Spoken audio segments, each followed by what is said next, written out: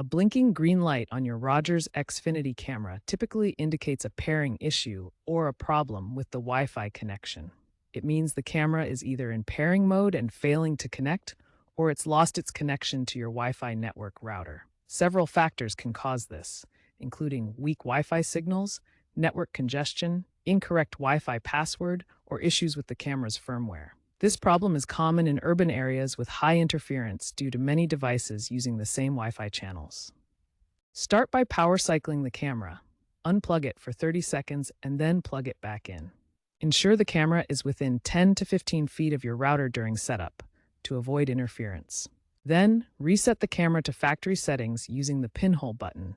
Check your camera's manual for the exact location. Update the Xfinity Home app or Rogers Ignite app.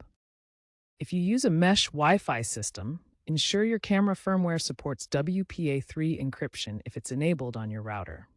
Or try switching to the 2.4 GHz band from the 5 GHz band in your router settings and repair the camera through the app.